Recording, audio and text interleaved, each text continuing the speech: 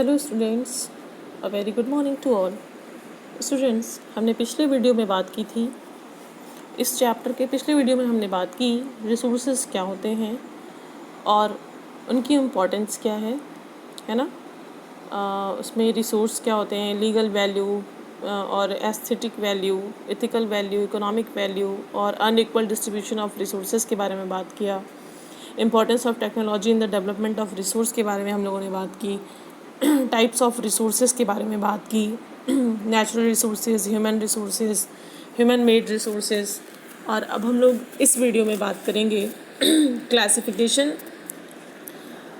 Based on exhaustibility. Clear, हम लोग इसके बारे में बात करेंगे। जैसा कि हम लोग देख रहे हैं, हमारा फर्स्ट पॉइंट है रिन्यूएबल रिसोर्सेज। तो रिन्यूएबल रिसोर्सेज कौन से रिसोर्सेज होते हैं? वो जिनको जल्दी से रिन्यूएबल किया जा सके, ऐसे रिसोर्सेज, उनको हम क्या बोलते हैं? रिन्यूएबल रिसोर्सेज बोलते हैं। फॉर एग्जांपल सोलर एनर्जी, है ना, और विंड एनर्जी। क्लियर, इसको हम लोग क्या बोलते हैं? Renewable resource. ऐसे रिसोर्स जो जल्दी से रिन्यूएबल हो सके, ठीक है, उसको हम लोग क्या बोलते हैं? रिन्यूएबल रिसोर्सेज बोलते हैं। एग्जाम्पल क्या है? Solar energy, wind energy. Clear.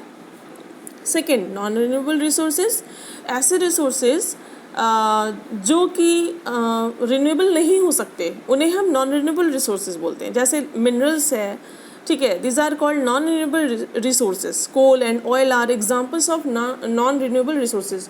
कोल, अगर कोयले को एक बार जला दिया जाए तो क्या उसको दोबारा से उसका कोयला बन सकता है क्या? नहीं, है ना। सेम इसी टाइप से ऑयल है, ऑयल अगर एक बार ख़त्म हो गया तो क्या उस ऑयल को रिन्यूएबल किया जा सकता है? नहीं।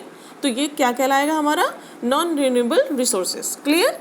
अब हम लोग बात करेंगे क्लासिफिकेशन बेस्ड ऑन ओरिजिन के बारे में। तो बायोटिक रिसोर्स और एबायोटिक रिसोर्सेज आते हैं इसमें, ठीक है। Based on origin, natural resources are divided into two categories, ठीक है, biotic and abiotic. Biotic resources कौन से होते हैं? ऐसे रिसोर्सेज, ठीक है, जो कि are obtain from the biosphere, forest, their products, crops, birds, animals, fish and other marine life are examples of biotic resources. They are both renewable and non renewable. Clear. Abiotic resources क्या है? वो are obtain from non living things, ठीक है। Biotic resources हमारे living things में आते हैं और abiotic resources non living things में आते हैं, जैसे लैंड, वाटर, मिनरल्स, ठीक है, are abiotic resources. With the help of technology, some of the resources have been recycled. For example, paper and most metals like iron, silver and gold can be recycled. But fossil fuels like coal, petrol and gas are completely exhausted after use. ठीक है। अब हम बात करेंगे classification based on their development and use, है ना। देखेंगे these are resources. इसमें दो मेन पॉइंट हैं हमारे, potential resources and second is actual resources, ठीक है। तो सबसे पहले हम लोग ये जान लेंगे कि पोटेंशियल रिसोर्सेज होता क्या है।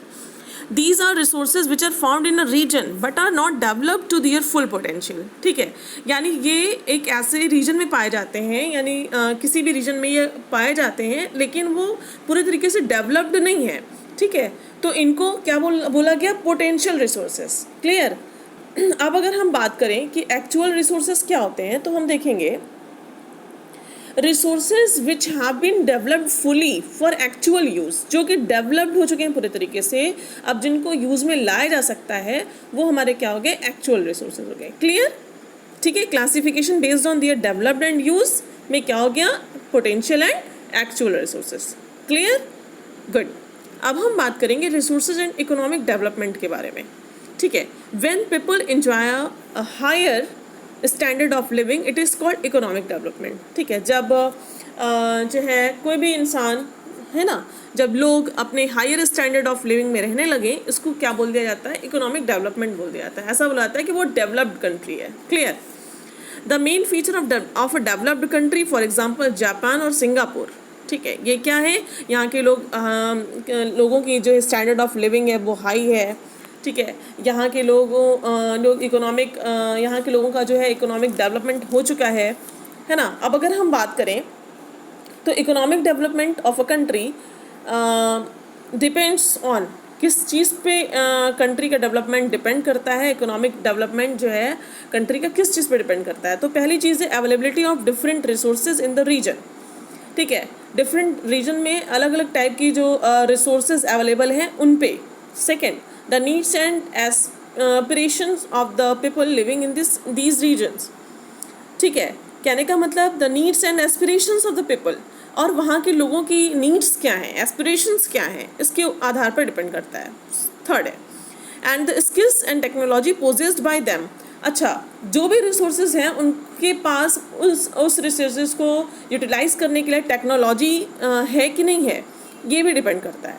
Since distribution of resources varies not only between nations but within a region itself, it leads to great contrast in the levels of the development. Okay, तो अब हम बात करेंगे to ensure a higher rate of productivity, यानी higher rate of productivity कैसे बढ़े, इसके लिए कुछ मेथड्स हैं जो कि अगर हम लोग यूज़ करें तो ऐसे हो सकता है। फर्स्ट है technology should be used immensely, है ना, technology should be used immensely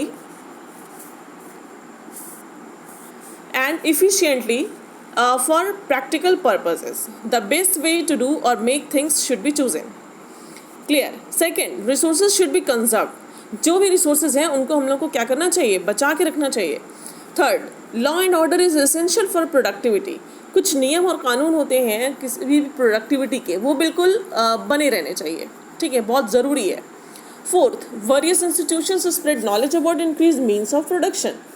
fourth क्या, हमारा कई सारे संस्थाएं जो है वो नॉलेज दे रही हैं कि किस टाइप से मीन्स ऑफ प्रोडक्शन किस टाइप से बढ़ाया जाए, इसके बारे में. Fifth, international trade is necessary if there is an increase in production. ठीक है, अगर प्रोडक्शन बढ़ता है तो क्या होता है, इंटरनेशनल ट्रेड होता है. इंटरनेशनल ट्रेड किसे कहते हैं बेटा, इंटरनेशनल ट्रेड वो होता है जो एक कंट्री से दूसरे कंट्री में होता है, उसको हम लोग क्या बोलते हैं, इंटरनेशनल ट्रेड बोलते हैं. ठीक है, तो उसमें भी अगर हमारे सपोज हमारे देश का प्रोडक्शन बढ़ेगा तो क्या होगा, जब प्रोडक्शन बढ़ेगा और यहाँ के लोग उसको पूरी तरीके से यूटिलाइज करेंगे, उसके बावजूद यहाँ का प्रोडक्शन बढ़ेगा तो क्या होगा, उसका अब इंटरनेशनल लेवल पे ट्रेड होगा, यानी दूसरी कंट्री में हमारे यहाँ से सामान भेजे जाएंगे. Clear. So lastly, there is a minimum wastage pollution is controlled and increase in productivity sustained. देखो, कहने का सबसे जो लास्ट और इम्पॉर्टेंट पॉइंट है वो ये है कि किस टाइप से जो है किस टाइप से प्रोडक्टिविटी की जाए जिससे कि पॉल्यूशन बहुत ही कम जो है हो. ठीक है, यानी पॉल्यूशन को बहुत ज़्यादा कंट्रोल किया जा सके और प्रोडक्टिविटी भी बढ़े. ऐसी कौन सी चीज़ें हैं, ठीक है, उसके आधार पे हमको प्रोडक्शन अपना बढ़ाना चाहिए. अब हम बात करेंगे conservation of our resources and its need के बारे में.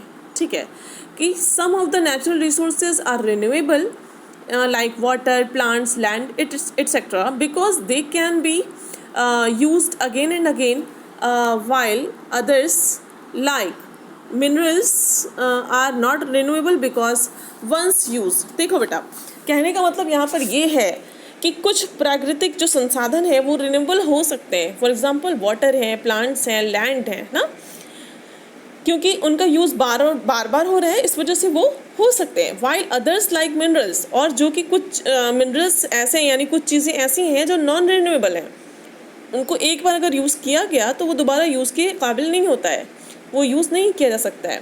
But there is a great need of conserving both types of these resources. लेकिन इसका मतलब ये नहीं कि जो चीज़ें रिन्यूएबल हो सकती हैं उसका हम लोग मिसयूज़ करें, उसको भी हम लोगों को एक सिस्टमेटिक ढंग से यूज़ करना है ना. और there is no doubt that land, water, plants etcetera, ठीक है, आर रिन्यूएबल रिसोर्स. ऐसे बिल्कुल भी संदेह नहीं है कि लैंड, वाटर, प्लांट्स ये सब रिन्यूएबल रिसोर्स नहीं है. ठीक है, लेकिन इनका यूज़ बार बार हो रहा है for the satisfaction of human needs, but there is limit to everything ना. लेकिन अगर हम किसी चीज़ का बार बार यूज़ कर रहे हैं, लेकिन किसी भी चीज़ की एक लिमिट होती है. If they are used unwisely and limitlessly there can be a lot of problems. अगर हम लोग उसको बिल्कुल ही बेवकूफ़ों की तरह यूज़ कर रहे हैं, ठीक है, अनवाइजली यूज़ कर रहे हैं और बिल्कुल लिमिटलेस होकर के अगर हम लोग यूज़ कर रहे हैं उस ठीक है, तो क्या होगा, बहुत सारी प्रॉब्लम्स क्रिएट हो सकती हैं. क्लियर. तो अब हम बात करेंगे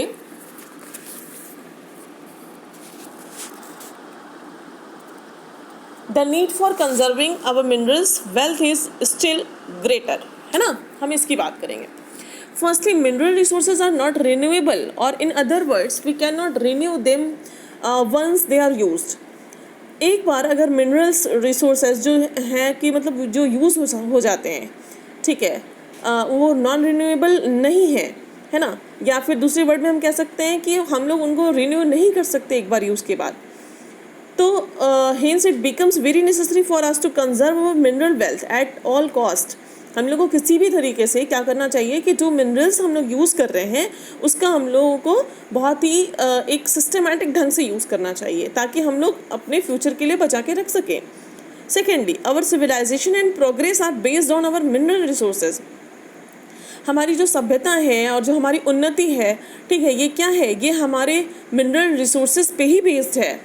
Thirdly, in the modern times, the conservation of the mineral resources has become very important as these reserves cannot last long in the modern industrial age. है ना, अगर हम मॉडर्न टाइम्स की बात करें, कंजर्वेशन की बात करें, तो मिनरल रिसोर्सेज जो है क्या है, एक बहुत ज़्यादा इम्पॉर्टेंट जो है एक चीज़, इम्पॉर्टेंट संसाधन बन गया है हम लोगों के लिए. अगर ये ना हो तो क्या होगा, हम लोग की लाइफ जो है बिल्कुल ख़राब होती चली जाएगी. बिल्कुल हम लोग जो है, हम लोग का स्टैंडर्ड ऑफ जो लिविंग है वो डाउन होता चला आएगा. क्लियर. अब नेक्स्ट वीडियो में हम लोग बात करेंगे resources and their sustainable development के बारे में. Clear. Thank you. Have a nice day.